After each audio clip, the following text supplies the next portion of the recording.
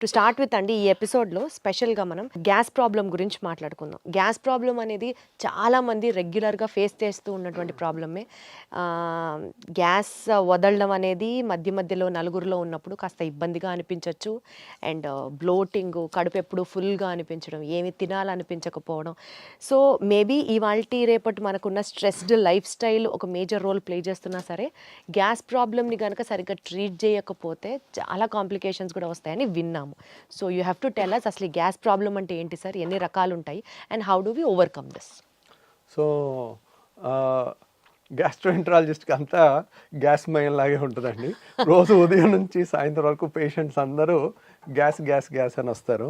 యాక్చువల్గా గ్యాస్ అనేది ఏమి ఉండదండి. యాక్చువల్గా టెక్స్ట్ బుక్లో సార్ నాకు గ్యాస్ ట్రబుల్ ఉందని అంటారు. గ్యాస్ ట్రబుల్ అనే వర్డ్ ఎక్కడ పుస్తకాల్లో ఉండదు. There is no term, no disease like gas trouble. Okay, gas trouble అంటే ఒక్కొక్కరికి ఒక్కొక్కటి. ఇప్పుడు కొంతమందికి తేపులు ఎక్కువ వస్తే దాన్ని గ్యాస్ ట్రబుల్ అంటారు. కొంతమంది పట్టుభ్రమంగా ఉంటే గ్యాస్ ట్రబుల్ అంటారు. కొంతమందికి గ్యాస్ కింద నుంచి ఎక్కువ వస్తే దాన్ని గ్యాస్ ట్రబుల్ అనుకుంటారు. కొంతమంది కడుపు నొప్పి వస్తే గ్యాస్ అనుకుంటారు. కొంతమంది ఛాతీలో మంటలాగా ఉంటే గ్యాస్ ట్రబుల్ అనుకుంటారు. రకరకాలుగా. సో కొంతమందికి ఊరికే విరోచనాలు, ఇర్రెగ్యులర్గా బౌల్ మూమెంట్స్ వస్తే ఏదో గ్యాస్ ఉందని అంటుంటారు. బ్లోటింగ్ అంటారు, ఉబ్బరం అంటారు, ఇట్లా రకరకాల. ఇది పలానా ఒక జబ్బు కింద కాదండి. It's a non specific patient తయారు చేసిన జబ్బు అనమాట. దాన్ని వాళ్ళు గ్యాస్ అంటే వాళ్ళు చెప్పే కంప్లైంట్స్ అన్నీ నిశితంగా పరిశీలించి, ఓహో వీళ్ళకి ఈ ప్రాబ్లం ఉంది, ఓకే వీళ్ళకి గాల్ బ్లాడర్లో రాయి ఉన్నా కానీ గ్యాస్ ట్రబుల్ లాగా వస్తుంది. అంటే వాళ్ళు ఏంటంటే నూనె వస్తువులు తినలేరు. నూనె వస్తువులు తినగానే కడుపులో ఇబ్బంది అవుతుంది. అన్నం తిన్న తర్వాత కానీ, నూనె వస్తువులు తిన్నప్పుడు కానీ, నూనె వస్తువులు లేకపోతే అట్లా. ఈ కంప్లైంట్ ఉంటే ఒక్క గాల్ బ్లాడర్ దాంట్లోనే నూనె వస్తువులు తినలేనిది వస్తుంది, ఇంకా దేంట్లో రాదనమాట. అట్లా వాళ్ళు చెప్పే కంప్లైంట్లో మన క్లూస్ దొరుకుతూ ఉంటాయి. ఇప్పుడు కడుపులో మధ్యలో నొప్పి వచ్చి వీపులోకి పాకుతుంది అనుకోండి, అది ప్యాంక్రియాస్ నొప్పి. ప్యాంక్రియాస్ నొప్పి ఒక్కటే వీపులోకి పాకుతుంది. పసర సంచిది ఎప్పుడు రైట్ సైడ్ వస్తుంది. రైట్ సైడ్ వచ్చి కుడి భుజానికి వెళ్తుంది అనమాట. సో ఇంకా ఎసిడిటీ ప్రాబ్లం, రిఫ్లెక్స్ అనుకోండి, బొడ్డు పైన వచ్చి ఎడమ వైపు ఛాతీలో వస్తుంది. అది హార్ట్ బర్న్ అంటారు, కడుపు మంట అంటారు. కొంతమంది కడుపు మంట అంటారు. కొంతమంది ఎక్కువ అసూయ, ఒకప్పుడు అంటారు కదండి, ఎక్కువ అసూయ జలసి ఉండి వాళ్ళు ఎక్కువ ఆలోచించి వాళ్ళ బాడీలో ఎక్కువ యాసిడ్ తయారయ్యి, యాసిడ్ వల్ల అల్సర్స్ ఫామ్ అవుతాయి అనమాట. అల్సర్స్ ఫామ్ అయ్యి దాన్ని ఎసిడిటీ అంటారు. ఆ యాసిడ్ ఎక్కువ ఉన్న వాళ్ళకి అన్నవాహిక అనేది మనకి గొంతు నుంచి పొట్టలోకి వెళ్ళే ఇసోఫేగస్ని అన్నవాహిక అంటారు. అది ఛాతీలో ఉంటుంది అనమాట. అది కొంచెం లెఫ్ట్ సైడ్ ఉంటుంది, హార్ట్ వెనకాల నుంచి వెళ్తుంది. కాబట్టి వాళ్ళందరికీ హార్ట్ బర్న్ లాగా వచ్చి గుండె నొప్పి ఏమో, చచ్చిపోతామేమో అన్న భయంతో వస్తారు. వాళ్ళు పరుగులు తీసుకుంటూ వస్తారు. సో కాకపోతే మనకు అక్కడ రకరకాలు, ఇది ఎసిడిటీయా, రిఫ్లెక్స్ డిసీజా. పొట్టలో యాసిడ్ ఉంటే ఏం ప్రాబ్లం లేదు, అది ఛాతీలోకి ఎక్కువ వస్తే కనుక రిఫ్లెక్స్ అంటారు. ఆ రిఫ్లెక్స్ డిసీజా, గాల్ బ్లాడర్ ప్రాబ్లమా, ప్యాంక్రియాస్ ప్రాబ్లమా, లేదంటే చిన్న పేగు పెద్ద పేగు ప్రాబ్లమా, లేకపోతే ఇన్ఫ్లమేటరీ బౌల్ డిసీజ్ అని పేగుల్లో జబ్బులు ఉంటాయి. ఇట్లా మనం ఈ గ్రూప్ ఆఫ్ చాలా రకాల జబ్బుల నుంచి వచ్చే కంప్లైంట్ అన్ని, ఏ జబ్బు అనేది తెలియదు పేషెంట్కి. పేషెంట్ నాకు గ్యాస్ అని వస్తారు, అది మనం ఒక డాక్టర్ డీకోడ్ చేయాల్సిందనమాట. అది సో బేసికల్గా ఎక్కడ పెయిన్ చెప్తున్నారు అని చెప్పి ఆ పెయిన్ నుంచి ఇది ఏ నొప్పి అన్నది మీకు అర్థమవుతుంది కదా సార్? వాళ్ళు చెప్పేదాన్ని బట్టి ఏ నొప్పి ఇది అన్నది మీకు అర్థమవుతుంది. అంటే పేషెంట్తో మనం కీన్గా మాట్లాడితే కొంతవరకు వాళ్ళు చెప్పేదాన్ని బట్టి మనకు అందాజుగా ఐడియా వచ్చేస్తుందండి. యూజువల్గా ఎడం పక్క ఛాతీలో నొప్పి అని ఒక 25 ఏళ్ల కుర్రోడు వచ్చాడు అనుకోండి, 20-25 ఇయర్స్లో హార్ట్ అటాక్ రాదు. దట్ ఈస్ అదే 65 ఏళ్ల మనిషి వచ్చాడు అనుకోండి, మనం అనుమానంగా చూడాలి. సో గ్యాస్ ట్రబుల్ అయినప్పటికీ కూడా హార్ట్ ఏమో అని చూడాలి. సో ఎందుకంటే గ్యాస్ ట్రబుల్కి మనం ఎసిడిటీ కానీ, రిఫ్లెక్స్ కానీ ట్రీట్మెంట్ చేయకపోయినా ప్రాణం పోదు. కానీ అదే పేషెంట్కి హార్ట్ ప్రాబ్లం ఉండి, హార్ట్ ప్రాబ్లమ్ని మనం హార్ట్ అటాక్ అయి ఉండి దాన్ని హార్ట్ బర్న్, గ్యాస్ ట్రబుల్ అని అనుకుని మనం కరెక్ట్ టైంలో ట్రీట్మెంట్ ఇవ్వకపోతే వాళ్ళకి లైఫ్ కూడా రిస్క్ వచ్చే అవకాశం ఉంటుంది. సో అక్కడ సిచ్యువేషన్ బట్టి ఓవరాల్గా ఇప్పుడు ఇంట్లో లేడీస్ అన్నం ఉడికిందా లేదా ఒక మెతుకుతో ఎట్లా చేస్తారో, పేషెంట్ వచ్చి వాళ్ళు చెప్తుండే కొద్దీ మనకు అర్థమైపోతా ఉంటుంది, ఓహో వీళ్ళది ఇది, సో ఇది అయ్యి ఉండొచ్చు. కానీ కన్ఫర్మ్ చేసుకోవాలంటే ఈ టెస్ట్ చేయాలి, అవసరమైతే ఎండోస్కోపీ చేయాలి, సిటీ స్కాన్ చేయాలి, అల్ట్రాసౌండ్ స్కాన్ చేయాలి, ఎంఆర్ఐ స్కాన్ చేయాలి. ఓహో దీనికి ఈ స్కాన్ అయితే బాగా పనిచేస్తుంది అట్లా. సరే ఇప్పుడు ఏ నొప్పి అయినా సరే అది గ్యాస్ అని పేషెంట్ ఏదైతే చెప్తారో మీ దగ్గరికి వచ్చినప్పుడు దానికి మేజర్గా మనం చూడాల్సినటువంటి కారణాలు ఏంటి?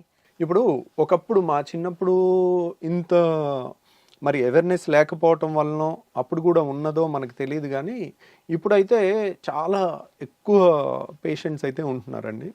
దానికి కారణం ఏంటంటే ఒకప్పుడు ఉన్న ఫుడ్ హ్యాబిట్స్, ఇప్పుడున్న ఫుడ్ హ్యాబిట్స్, ఇప్పుడు అంతా జంక్ ఫుడ్, బయట ఫుడ్.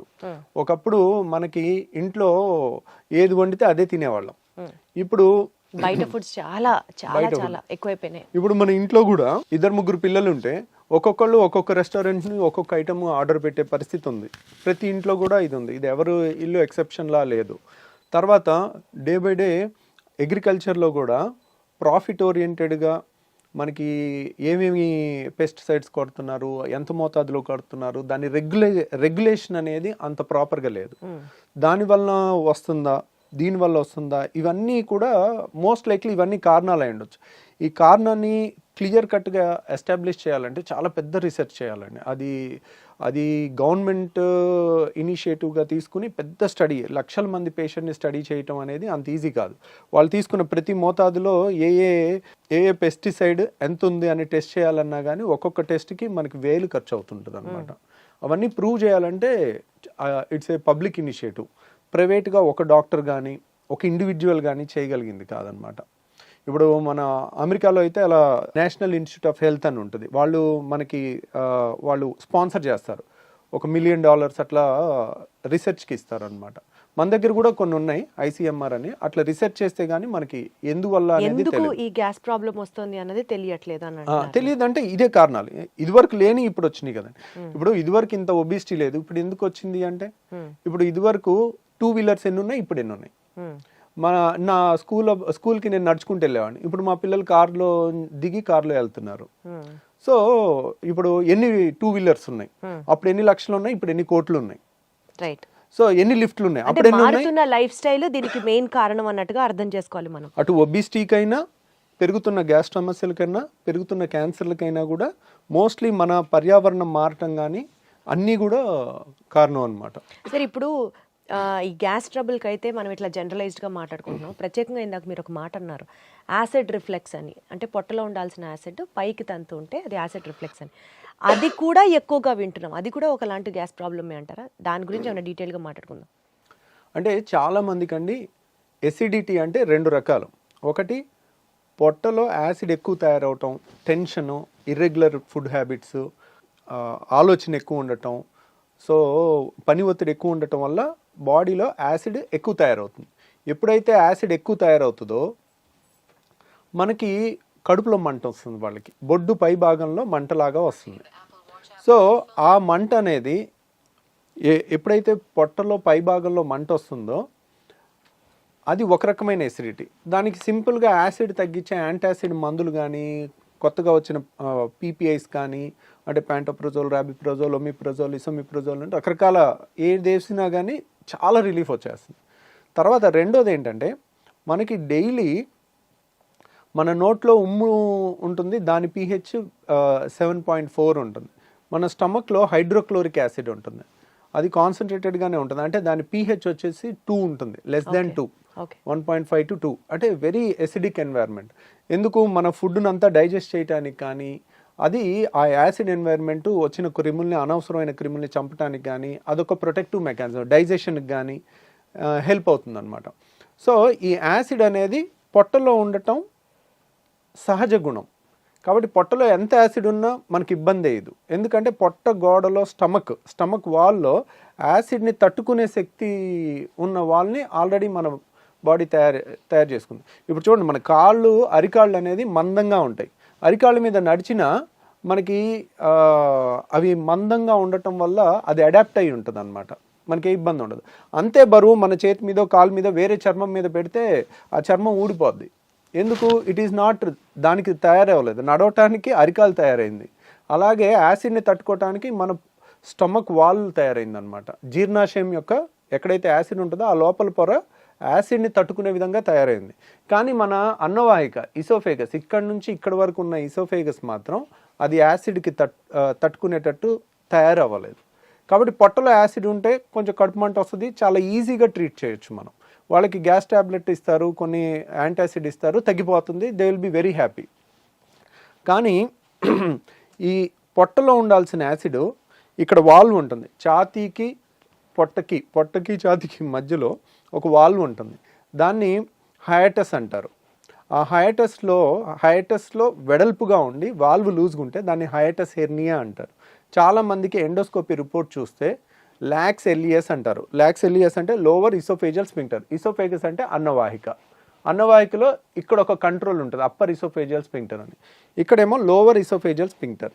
లోవర్ ఇసోఫేజియల్ అయిపోయిన తర్వాత స్టమక్ స్టార్ట్ అయిపోతుంది, అంటే జీర్ణాశయం స్టార్ట్ అయిపోతుంది.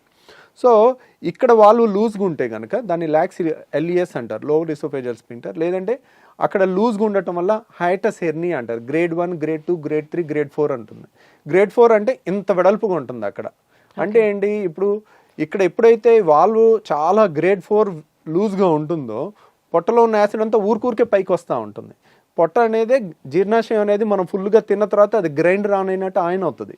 ఆన్ అయినప్పుడు గ్రైండర్కి పైన మూత పెట్టలేదు అనుకోండి, ఎట్లయితే పైకి చిమ్ముతుందో అట్లా ఈ పొట్టలో ఉండాల్సిన యాసిడ్ అంతా అది ఫుడ్ తిన్నాక ఇలా పైకి ఇసోఫేగస్లోకి వస్తుంది.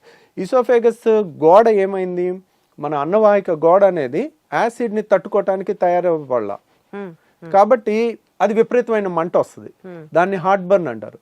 వీళ్ళు ఏం తినకపోతే హ్యాపీగా ఉంటారు. ద మొమెంట్ తిన్న తర్వాత వాళ్ళకి ఒక గంట 2 గంటలు ఆ గ్రైండర్ లాగా ఆడినంతసేపు యాసిడ్ అనుకొచ్చి ఈ ఛాతీ అంతా మంట పట్టేసినట్టు ఉండటం, భుజంలో నొప్పి రావటం, ఎడం భుజంలో రావటం, తర్వాత ఎడం పక్క ఛాతీలో వచ్చేసరికి వెంటనే గుండె ప్రాబ్లం అని గడగడలాడిపోతూ ఉంటారు. ఎక్కడో టీవీలో చూస్తారు 25 ఏళ్ల మనిషి ఒక ఇలా కూలబడి చచ్చిపోతే అది హార్ట్ అటాక్ కాదో కూడా ఎవరికి తెలియదు. ఎవరికి తెలుసు, sudden death, it is a sudden death. Heart attack అని ప్రూవ్ ఉండదు, కానీ అందరూ దానికి లేబుల్ వేసేస్తారు. ఇప్పుడు మీడియా ఎవరన్నా సడన్ గా కోల్బడి చచ్చిపోయారు అనుకోండి, హార్ట్ అటాక్ అని తోసేస్తారు. Who can prove it? దానికి రియల్ గా ప్రూవ్ చేయాలంటే సడన్ డెత్, సడన్ గా కళ్ళు తిరిగి పడిపోయి చచ్చిపోవటానికి చాలా కారణాలు ఉంటాయి. సో ఇప్పుడు అంతెందుకు, మనకి ఒలింపిక్స్ ఆడే ఒలింపిక్ ప్లేయర్స్ కూడా రన్నింగ్ చేస్తూ సడన్ గా కోల్బడి చచ్చిపోయినట్టుంది. మరి వాళ్ళకి హార్ట్ అటాక్ వస్తుందా? అథ్లెట్స్కి రాదు కదా. సో చాలామంది ఏంటంటే మీడియాలో ఎమెచ్యూర్ పీపుల్ అంటే నాన్ ప్రొఫెషనల్ పీపుల్ ర్యాపిడ్ కన్క్లూజన్స్కి వస్తారు. ఆ ర్యాపిడ్ కన్క్లూజన్స్కి వచ్చి ఒక యంగ్స్టరు కళ్ళు తిరిగి పడిపోతే హార్ట్ అటాక్ వచ్చి చచ్చిపోయాడని అలా ప్రొజెక్ట్ చేశారనుకోండి, ఎడం పక్క గుండెలో నొప్పి వచ్చిన హార్ట్ బర్న్, యాసిడ్ ప్రాబ్లం వల్ల, రిఫ్లెక్స్ వల్ల వచ్చిన వాళ్ళందరూ నిద్రలేని రాత్రులు గడపాల్సి వస్తుంది. అమ్మో నేను చచ్చిపోతే అలా. కానీ అసలు ఈ యాసిడ్ రిఫ్లెక్స్ వల్ల ప్రాణాలు పోయే సిచ్యువేషన్ కూడా ఉంటుందా సార్? ఉండదు, కానీ ఆ భయంతో ప్రాణం పోయినట్టు బతుకుతారు వాళ్ళు. అయ్యయ్యో. సో ఎప్పుడైతే ఎక్కడో టీవీలో ఒకటి చూసి సడన్గా యంగ్స్టర్స్లో కూడా హార్ట్ అటాక్స్ పెరిగిపోయినాయి అని మీడియాలో వచ్చింది అనుకోండి, అమ్మో ఎడం పక్క నొప్పి వస్తుంది, నాకు గుండె నొప్పి ఏమో, నేను అలా చచ్చిపోతానేమో, నా పిల్లలు ఏమైపోతారు, నా భార్య ఏమైపోద్ది, ఇంకా రాత్రి అంతా నిద్రపోకుండా అలా కూర్చుని ఉంటారు వాళ్ళు, బయటికి చెప్పుకోలేరు. కానీ వాళ్ళకి ఏదైనా తింటేనే కదా వచ్చేది ఆ అనీజీనెస్. కానీ వచ్చినప్పుడు కూడా మరి తింటే అంటే ప్రతి పూట తింటారు కదా. ఇప్పుడు కొంతమంది ఇర్రెగ్యులర్ టైమింగ్స్లో, ఈ కాలంలో స్ట్రెస్ లేని జాబ్ ఏది ఉంది, కరెక్ట్ టైంకి ఫుడ్ తినే జాబ్ ఏది ఉంది? అందరూ పరుగులు తీస్తా ఉండి రాత్రి 10ంటికి వచ్చి బిర్యానీ తినొచ్చారు అనుకోండి, అర్ధరాత్రి 12ంటికి వాళ్ళకి వస్తుంది కరెక్ట్గా. ఆ టైంలో ఇంకా వాళ్ళు నిద్రపోరు, పాపం ఒకసారి ఇంట్లో వాళ్ళు నిద్రపోనివారు, కొంతమంది సైలెంట్ గా సఫర్ అవుతా. మరి ఏంటి సార్ దీనికి ప్రాబ్లం? ఆ లూజ్ అయిన వాల్వ్ ని టైట్ చేయొచ్చా? ట్రీట్మెంట్ ఏంటి? ఇంకా వాళ్ళు ఏం తినకుండా ఉంటారు అంటే గ్యాస్ ట్రబుల్లో చాలా మంది ఇలాంటి పేషెంట్స్ ఏంటంటే వీళ్ళకి మందులు ఇచ్చి ఫస్ట్ తగ్గించవచ్చండి. అంటే కంప్లీట్గా తగ్గించకపోయినా కంప్లీట్గా ఒక వాల్వ్ అనేది స్ట్రక్చరల్ డిఫెక్ట్ ఉంటే it has to be rectified. Okay. Acid ఎక్కువ ఉందనుకోండి, యాసిడ్ని తగ్గించవచ్చు.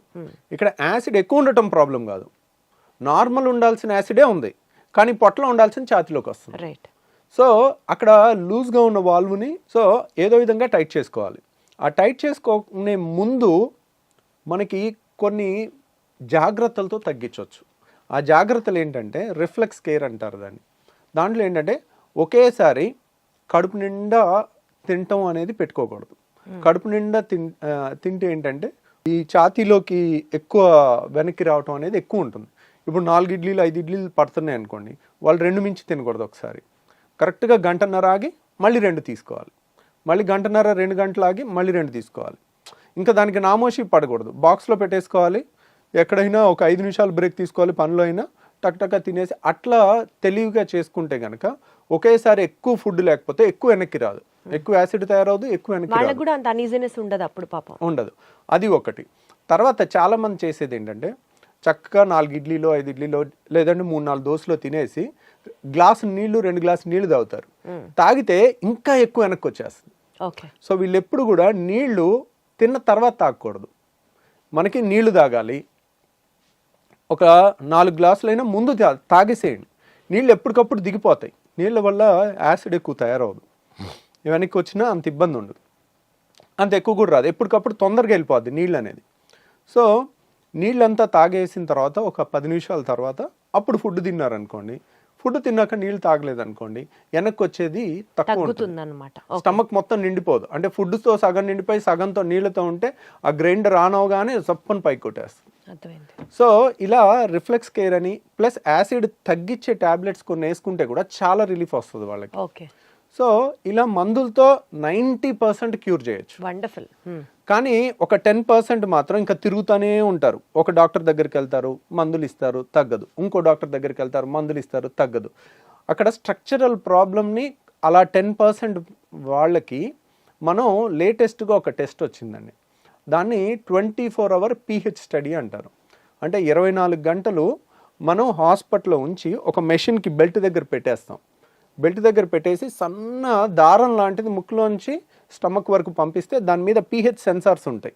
అంటే ఇక్కడ ఎంత pH ఉంది, పొట్టలో ఎంత pH ఉంది అనేది 24 hours మనం టెస్ట్ చేయాలి. టెస్ట్ చేస్తే యాసిడ్ ఇక్కడ కూడా ఎక్కువ ఉందని వచ్చినప్పుడు pH ఇక్కడ 2 ఉంటుంది, ఇక్కడ 7 ఉండాలి, ఇక్కడ కూడా 2 ఉందనుకోండి, that indicates reflex disease, acid reflex disease. దాన్ని కన్ఫర్మ్ చేసుకున్న తర్వాత అది ఆ టెస్ట్ పాజిటివ్ వస్తే మాత్రం సర్జరీ చేసుకోవాలి. ఆ టెస్ట్ కొంచెం కాస్ట్ ఎక్కువ ఉంటుంది, 24 గంటల హాస్పిటల్లో ఉండి చేసుకోవాలి. సో బట్ దాంట్లో కనుక మనకి పాజిటివ్ వచ్చిందంటే కనుక అప్పుడు we can consider reflex surgery. Anti reflex surgery అనేది మనం ఈ వాల్వ్ని టైటన్ చేసుకుంటే వెనక్కి రాకుండా ఉంటుందన్నమాట. ఓకే. ఓకే. సో ఆ సర్జరీ మన దగ్గర ఇక్కడ చేస్తున్నారా సార్? మనం కూడా పర్ఫామ్ చేస్తాం. ఈ యాంటీ రిఫ్లెక్స్ సర్జరీని నిస్సెన్స్ ఫండాప్లికేషన్ అంటారు. దాని పేరు నిస్సెన్స్ అనే సైంటిస్ట్ పేరు పెట్టారనమాట. ఆ ఫండాప్లికేషన్ అంటారు. దానికి ఆల్మోస్ట్ కోత ఉండదు, కుట్టు ఉండదు, చిన్న హోల్ ద్వారా చేస్తాము.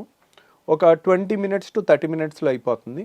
ఈరోజు మార్నింగ్ చేస్తే నెక్స్ట్ డే ఈవినింగ్ 95% డిశ్చార్జ్ అయిపోతారు, ఇంకొక 5% నెక్స్ట్ డే డిశ్చార్జ్ అవుతారు. సో ఇది ఎఫెక్టివ్నెస్ ఎంత ఉంటుంది అంటే కనుక ఆల్మోస్ట్ 75% నుంచి 85% వరకు ఉంటుంది. ఒక 25%కి సగం రిలీఫే ఉంటుంది. ఎందుకు దాంట్లో 100%కి 100% గ్యారంటీ చెప్పలేకపోతున్నాం. ఇప్పుడు రాళ్ల సమస్య ఉంది, గాల్ బ్లాడర్ తీసేసాం, 100% క్యూర్, మళ్ళీ జన్మలో వాళ్ళు మన దగ్గరికి రావాల్సిన పని ఉండదు. అది 100% అనే 99% 100% గ్యారంటీగా చెప్పేయచ్చు. అదే రిఫ్లెక్స్ దాంట్లో 70 to 85% అనేది చాలా హై రిజల్ట్ అనమాట. సో ఎందుకనంటే ఇప్పుడు ఏదన్నా తీసేయటం తేలిక, గాల్ బ్లాడర్ తీసేసాం అయిపోయింది, గర్భసంచి తీసేసాం అయిపోయింది, చెయ్యి నరికేసాం నిమిషం పని. సో తీసేయటం తేలిక, మొండి చెయ్యిని ఇలా తయారు చేయలేం. మనిషి ఇంకో 1000 జన్మలు ఎత్తినా కానీ, సైన్స్ ఎంత డెవలప్ అయినా కానీ మొండి చెయ్యిని ఈ మూమెంట్ రాదు, రాయటం కానీ ఈ అద్భుతమైన క్రియేషన్ అనేది జరగదు. ఈ వాల్వ్ కూడా ఒక అద్భుతమైన క్రియేషన్, అది మనకి న్యాచురల్గానే పర్ఫెక్ట్గా ఉండాలి. దాన్ని మనం క్రియేట్ చేస్తున్నప్పుడు మనం ఒక గాడ్ క్రియేట్ చేసిన క్రియేషన్ అంత పర్ఫెక్షన్గా ఎప్పటికీ చేయలేం. 80% క్రియేషన్ అనేది ఇంకా వరల్డ్స్ బెస్ట్ రిజల్ట్ అనమాట. ఆ మాత్రం రిజల్ట్ ఇవ్వటమే చాలా కష్టం. అందుకనే అంత రిజల్ట్ కూడా ఇవ్వలేక ఎవ్వరు ఈ సర్జరీస్ అసలు చెప్పరు. మీరు 10 మంది నా దగ్గరికి సర్జరీ కోసం వస్తారు, వాళ్ళు ఆల్రెడీ 10 మంది గ్యాస్ట్రోఎంట్రాలజిస్ట్ని చూసుంటారు. ఇంకెక్కడ దొరక్క బాధపడి పడి పడి తిరిగి చివరికి ఇక్కడన్నా ఏదన్నా దొరుకుద్దేమో అని వచ్చే వాళ్ళు ఉంటారు. అట్లా వచ్చి తగ్గిన వాళ్ళు చాలామంది ఉన్నారనమాట. మనం ఆల్మోస్ట్ ఇండియాలోనే హైయెస్ట్ సర్జరీస్ చేస్తాం. ఇదేంటంటే టెక్నికల్లీ ఛాలెంజింగ్ అనమాట. మనం కొంచెం ఈ టైట్ ఎక్కువ చేసామనుకోండి వాళ్ళకి ముద్ద దిగదు, పట్టేసుకున్నట్టు ఉంటుంది. మళ్ళీ తక్కువ చేసాం అనుకోండి వెనక్కి వస్తుంది. వెనక్కి వస్తుంది. అది చాలా కరెక్ట్గా ముందు నుయ్యి వెనక్కి గొయ్యిలాగా ఉంటుంది అనమాట ఈ సర్జరీలో. సో అందువల్ల ఈ నిసన్స్ ఫండ్ అప్లికేషన్ అనేది అంత తొందరగా నేను కూడా చెప్పను. ప్లస్ చాలామందికి ఒక టెస్ట్ చేసుకోమని చెప్తాను, మీకు రిఫ్లెక్స్ ఉందా లేదా అని మీరు తెలుసుకోవటానికి.